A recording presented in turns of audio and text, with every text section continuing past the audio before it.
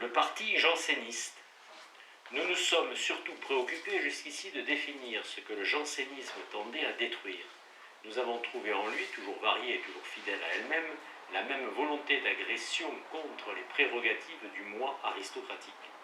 Resterait à décrire le dessein positif et le destin réel du mouvement janséniste. Il ne faut pas oublier que le jansénisme a été, en même temps qu'une doctrine, un milieu et un parti. Or, le jansénisme, comme parti, secte ou cabale, a échoué. À aucun moment son histoire n'a été heureuse. C'est le long avortement d'une nouveauté dans un milieu qui, il faut le croire, lui était contraire. Corneille a derrière lui toute la chevalerie héroïque. Molière pense avec le présent ou l'avenir. Port-Royal commence par de grands hommes aussitôt condamnés et exilés et finit par des convulsionnaires. Et toute la tragédie de son histoire semble préfigurer dans sa pensée première, volontiers indécise, insoutenable, mêlée d'audace et de recul. Pourtant, Port-Royal, par tout ce que nous en avons vu jusqu'ici, allait bien dans le sens de l'histoire et aurait dû avoir le vent en poupe. En effet, le discrédit du sublime héroïque était général sous le règne de Louis XIV, et tous les grands écrivains de cette époque, Racine, Molière, Boileau, sont, chacun à sa façon, les témoins et les artisans de ce discrédit, conséquence d'une évolution irrésistible. Évolution politique d'abord, qui par les progrès de la puissance monarchique et le renforcement définitif de l'État, rendait anachronique le moi chevaleresque et toute la morale qui pouvait se fonder sur lui. Or, justement, la conception janséniste de l'instinct est empreinte d'une extrême méfiance à l'égard des mouvements du moi. Elle aboutit en dernier ressort à une morale de la coercition, à une réglementation sévère de la vie intérieure et de la conduite, où le moi et ses impulsions sont des ennemis, avec lesquels il ne saurait y avoir de compromis. Plus profondément encore, l'évolution économique condamnait tout le système des comportements de l'homme noble. Si l'étalage de soi, la dépense brillante et plus ou moins gratuite peuvent être des vertus dans l'aristocratie, c'est que l'accumulation de l'argent serait dépourvue de sens dans cette classe sociale terrienne à l'ancienne mode ou courtisane. C'est dans la bourgeoisie que l'épargne des revenus est la condition de tout accroissement. Ce dernier procédé devait, en envahissant de plus en plus la vie économique, aboutir à la condamnation du gaspillage, de la dépense somptuaire. Pendant longtemps, la bourgeoisie n'a créé du luxe que pour la consommation aristocratique. Il y aurait bien des choses à dire sur le rôle de la dépense glorieuse dans la genèse de l'idéologie noble. On voit en tout cas qu'en l'absence d'un mécanisme d'accumulation, cette dépense est le signe principal de la supériorité sociale. Une situation semblable peut expliquer le caractère désintéressé attribué aux impulsions naturelles de l'homme noble, la confiance dans la sublimation des appétits, l'optimisme en morale. À l'origine de la conception idéaliste de l'instinct, chère à l'aristocratie, il y a une certaine attitude large à l'égard de l'argent. Avec la nécessité bourgeoise de l'épargne est apparue une conception nouvelle de l'instinct, plus agrippée à la réalité, plus palpable dans son objet. Comment sublimer l'instinct s'il vise avant tout à prendre, à garder, à entasser du réel, à absorber toute chose pour se grandir? Telle est la définition même de l'amour-propre selon le jansénisme. Dans l'idéalisation de l'instinct, on sent, on devine alors un danger de déperdition, un geste vers le dehors. Geste absurde, geste impossible. Ce qui seul existe et qu'on nomme nature, c'est une impulsion à se satisfaire aux dépens du monde. Il faut que cette impulsion défie tout embellissement et quelle soit la loi irrésistible et sans prestige de l'humanité. Mais dans la condition bourgeoise, l'abandon à la loi naturelle est contredit par un calcul constant, une comptabilité des gains et des espérances qui supposent une contrainte générale exercée sur les forces désordonnées de l'affectivité. La victoire de la nature s'accompagne donc de sa condamnation, d'un recours à une instance différente destinée à réprimer les mouvements. Le naturalisme bourgeois se lie ainsi tout naturellement à une morale de la répression. La sympathie de la critique bien pensante du XIXe siècle pour le jansénisme s'alimente à cette double source. Il est vrai que cette sympathie est mitigée et souvent effacée par l'aversion pour ce que le jansénisme contient d'insoumission à l'autorité.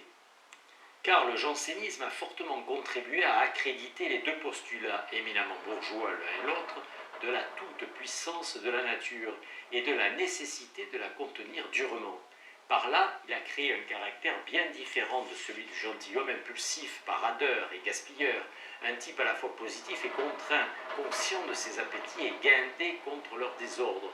On peut mesurer l'influence et la force du jansénisme au fait que le bourgeois français, sitôt qu'il domina la société, y imposa comme un idéal ce type devenu classique, en qui un sens terre-à-terre des choses s'unit à une dignité compassée. Il y a dans la bourgeoisie, dès sa naissance, tout un côté de contention morne et sans éclat qu'on néglige trop souvent.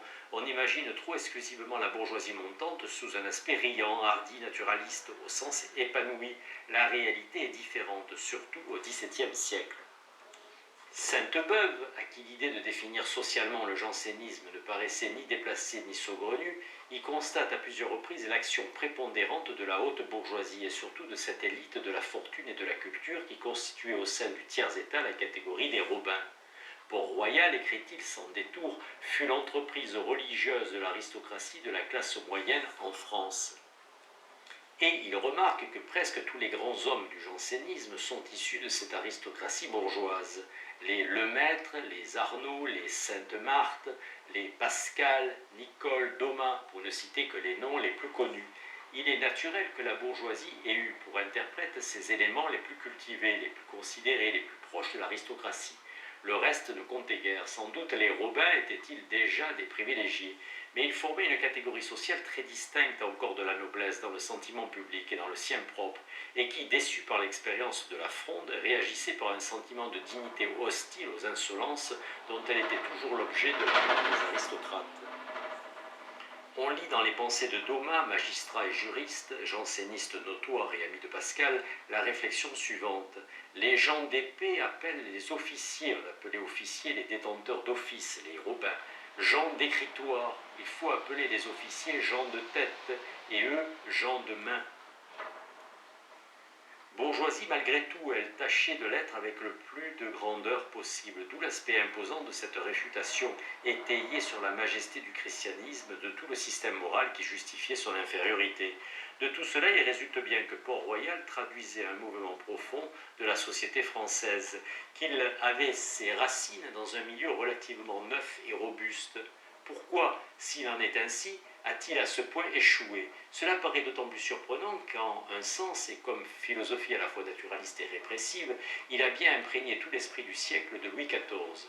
Comment expliquer dans ces conditions qu'en tant que secte, il soit resté en marge de la société, en but aux persécutions des puissances officielles et incapable d'en triompher, et que finalement il ait agi sur l'ensemble du corps social à la façon d'un ferment actif, mais lui-même éliminé? Il faut qu'il y ait eu entre le jansénisme et le mouvement des choses une incompatibilité profonde.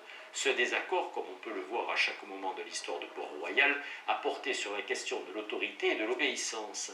Le jansénisme a été tenu en suspicion pour ce qu'il renfermait de contraire à l'esprit de docilité. Il a représenté la seule forme d'esprit bourgeois ou moderne qui ne fut pas acceptable dans la France de Louis XIV, celle qui consistait à opposer à l'autorité extérieure les commandements de la conscience. Toute l'histoire du jansénisme est celle de ce conflit. L'hérésie sociale du jansénisme a consisté surtout dans l'affirmation d'une certaine indépendance de la conscience, que Port-Royal liait indissolublement à la rigueur morale. Il y a dans le jansénisme la même tendance que dans la Réforme, quoiqu'à un degré beaucoup plus faible et plus amorti, à distinguer la sévérité intérieure de la contrainte reçue du dehors. Dans la Réforme, le resserrement de la règle morale que chacun s'impose tend à rendre plus directs les rapports entre l'homme et Dieu, l'homme plus strict à l'égard de lui-même et aussi moins aisément maniable de l'extérieur, la garantie de la moralité se situant dans la conscience. Port-Royal, malgré ses dénégations, malgré l'extrême modération de ses démarches, reproduit la même attitude. À cet égard, le jansénisme peut être considéré comme la dernière manifestation d'un grand mouvement de pensée qui traverse tout le début des temps modernes et met en cause les habitudes autoritaires de l'Église catholique. Port-Royal ne s'attaque pas seulement au relâchement dans la chrétienté et à la corruption dans le gouvernement de l'Église, mais il s'en prend plus ou moins ouvertement à l'absolutisme romain, auquel il refuse ou marchande sa soumission. La théologie même de Port-Royal, en même temps qu'elle fonde une discipline intérieure sévère, contient un principe, ou plutôt traduit un désir d'autonomie morale. En effet, la doctrine de la grâce efficace, si elle semble, en rendant le secours de Dieu indépendant du mérite de l'homme, conduire logiquement au fatalisme et à l'apathie, répond en réalité à une intention contraire. Elle donne tant de valeurs surhumaines et surnaturelles à l'élection divine que les âmes qui en sont l'objet se sentent d'emblée supérieures à toute crainte terrestre, à toute soumission servile. La grâce efficace faisait des natures solides débarrassées des fumées de la gloire et pourvues par surcroît d'un appui divin qui décuplait leurs forces. Le prestige des institutions terrestres tendait à s'effacer devant l'idée de cette investiture d'en haut si rare et si directe. D'où le penchant au remuement qui accompagnait ordinairement dans l'Église les doctrines sévères de la grâce et qui s'y trouvent liées dans Port-Royal comme dans la Réforme. Dans la vigueur combative du puritanisme et des mouvements analogues issus de la Réforme, la théorie de la prédestination, fort voisine de celle de la grâce efficace, a certainement joué un grand rôle. Le jansénisme, en même temps qu'il réagissait contre l'individualisme, la vieille mode, a prétendu s'opposer à l'esprit d'autocratie qui triomphait de plus en plus complètement au XVIIe siècle dans l'Église comme dans la société civile. C'est par là que le Port-Royal s'est mis en marge de son temps, c'est en cela qu'il a été vaincu. L'Église catholique tendait depuis longtemps, et le grand assaut de la Réforme ne fit qu'accélérer ce mouvement, à se constituer en une monarchie absolue, où un chef unique, le pape, fixait la doctrine et régissait la hiérarchie. Port-Royal tenta de résister au courant et, à peu près seul en France, y fit entendre une voix sourdement insoumise. Le problème des droits respectifs de l'autorité et de la conscience est parmi ceux que ces écrivains ont posés avec le plus d'obstination. Ce problème, Pascal l'envisage déjà, au moins sous l'aspect intellectuel, dans le fragment d'un traité du vide, écrit plusieurs années avant la période proprement janséniste de sa vie, et il le résout en soustrayant à l'autorité la connaissance des sujets qui tombent sous le sens ou sous le raisonnement. Même solution 10 ans après dans la 18e provinciale. Ce fut aussi en vain, dit-il aux jésuites, que vous obtîntes contre Galilée ce décret de Rome qui condamnait son opinion touchant le mouvement de la terre. Ce ne sera pas cela qui prouvera qu'elle demeure en repos. Sans doute cette affirmation des droits de la raison, strictement limitée d'ailleurs à la connaissance des choses naturelles, au-delà desquelles il faut s'en remettre aux décisions de l'Église, n'est-elle pas exclusivement janséniste? Ce partage d'influence de la raison et de l'autorité était généralement admis depuis longtemps, et l'Église même en tolérait l'idée. Mais cette conception revêt dans le jansénisme un caractère assez particulier, et les circonstances dont elle s'entoure la rendent plus dangereuse. Tout d'abord, il est bien difficile de dire avec précision où s'arrête le domaine des choses naturelles et où commence celui de la révélation. La croyance aux vérités révélées peut impliquer à chaque instant la soumission sur des matières plus directement dépendantes de notre jugement. L'esprit de conciliation, le désir d'éviter les débats scabreux peuvent maintenir en sommeil cette difficulté. Mais justement, Port-Royal l'a réveillé en exigeant la liberté d'appréciation pour tous les points de fait, y compris ceux qui se trouvaient évoqués, à l'occasion d'une décision relative au dogme par l'autorité suprême de l'Église. Ainsi, par exemple, de l'attribution de telle ou telle proposition condamnée à un auteur, en l'occurrence à Jansénius. Ses disciples s'estiment autorisés, et de par les droits de la raison naturelle, à ne pas trouver là où on prétend la condamner la proposition hérétique que par ailleurs ils reconnaissent pour telle. Il arrive ainsi que la distinction banale des objets naturels et surnaturels de la connaissance se transforme en une arme sournoise dirigée contre l'autorité dogmatique.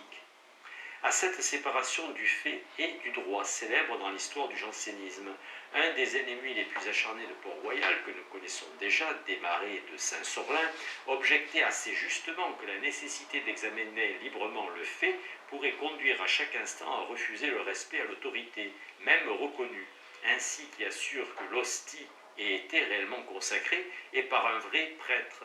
On aurait donc le droit de refuser, sur le passage du Saint-Sacrement, les marques de vénération habituelles aux catholiques en cette occasion, en arguant que les faits sont douteux.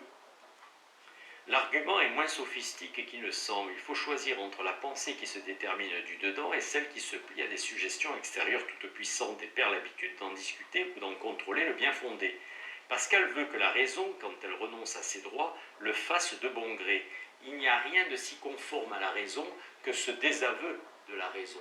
Soumission et usage de la raison, en quoi consiste le vrai christianisme? Il faut savoir douter, ou il faut assurer, ou il faut en se soumettant, ou il faut. Qui ne fait ainsi n'entend pas la force de la raison. Il ne s'agit plus ici d'un banal accommodement de la raison et de la foi dans un domaine purement spéculatif, mais d'une refonte complète des rapports de la conscience avec l'autorité extérieure. En tout cela, Pascal, sa dialectique propre mise à part, est l'écho de Port-Royal tout entier. On pourrait s'étonner de trouver dans le jansénisme, si sévère à l'égard de l'homme naturel, un pareil attachement aux prérogatives de la raison. L'anomalie disparaît si l'on songe que les jansénistes défendaient sous le nom de raison, non pas l'excellence de l'homme, mais les droits de sa conscience, tels qu'ils pouvaient les concevoir en tant que chrétiens. La dialectique de Pascal, par exemple, anéantit la raison en tant que principe d'orgueil, mais l'encourage et l'exalte en tant qu'exigence de vérité.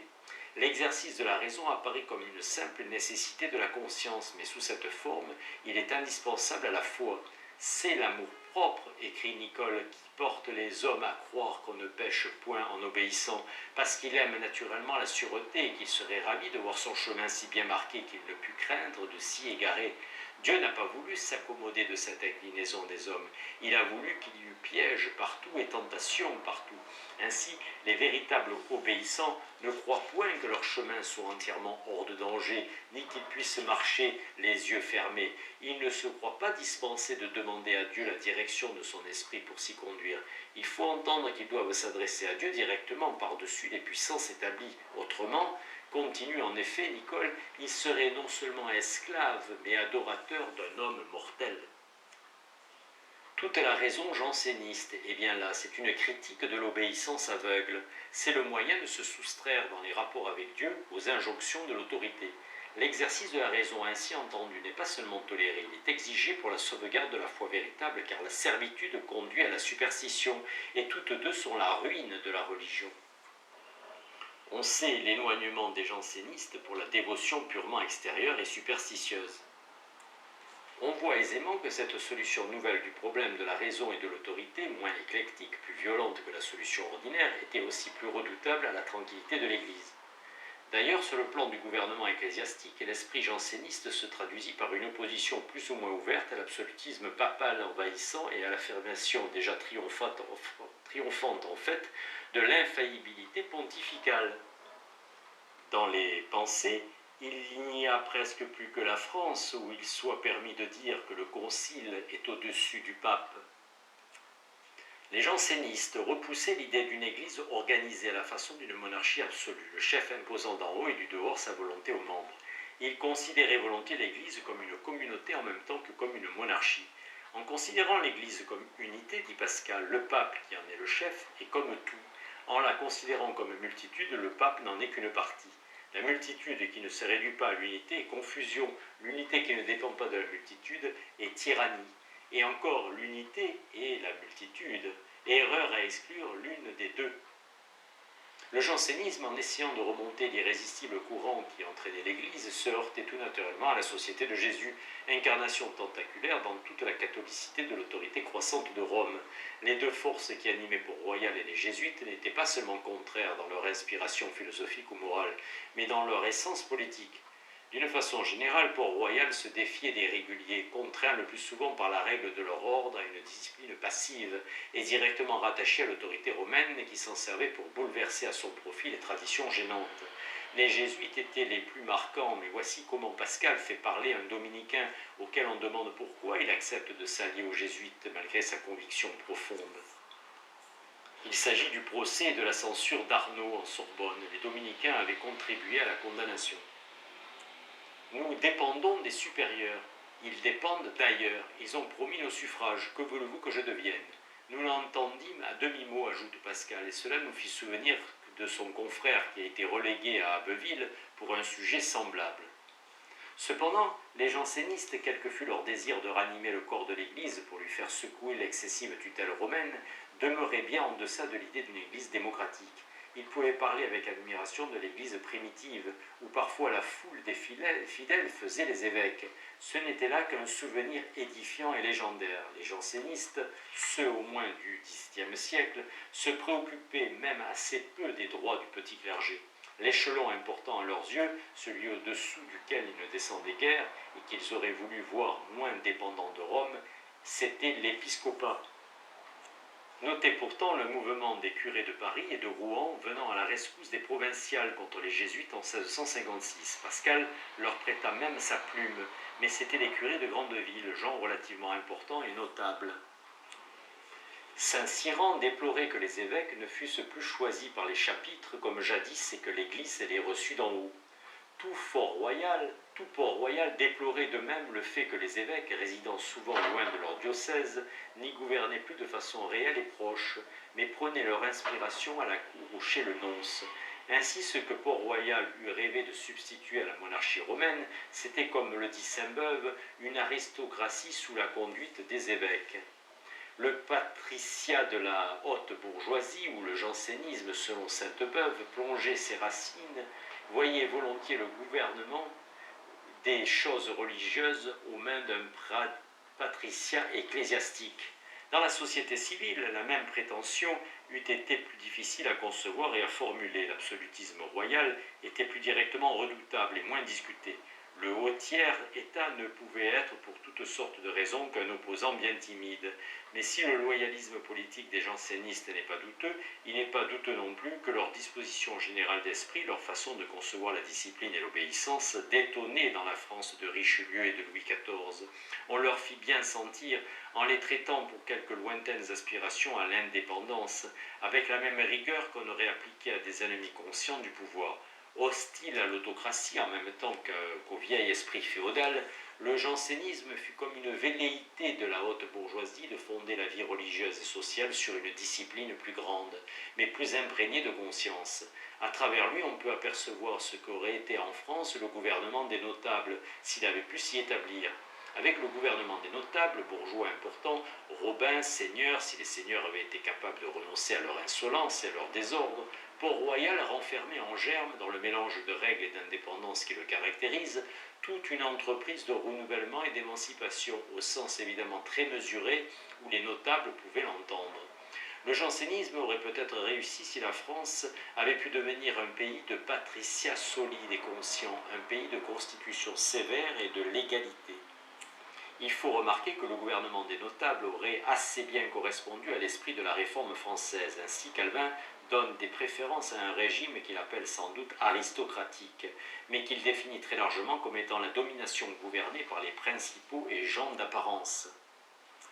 Mais depuis longtemps, la force des vestiges féodaux dans la société française et les aspirations rétrogrades ou la dissipation de l'aristocratie et son divorce moral profond avec le haut tiers, État rendait impossible une évolution dans ce sens. La haute bourgeoisie demeura timide avec toute sa rancœur, tandis que l'aristocratie devenait impuissante avec tout son orgueil. La haute société française, se trouvant incapable d'accéder au niveau du pouvoir, une puissance extérieure et supérieure à elle, de plus en plus soustraite à son contrôle et se nourrissant indéfiniment de sa faiblesse. La monarchie acquit le monopole de la puissance publique. Au temps de Pascal, tout esprit d'indépendance et d'autonomie, même aussi timide, même aussi limité dans son objet qu'il pouvait l'être à Port-Royal, était réputé subversif et traité comme tel.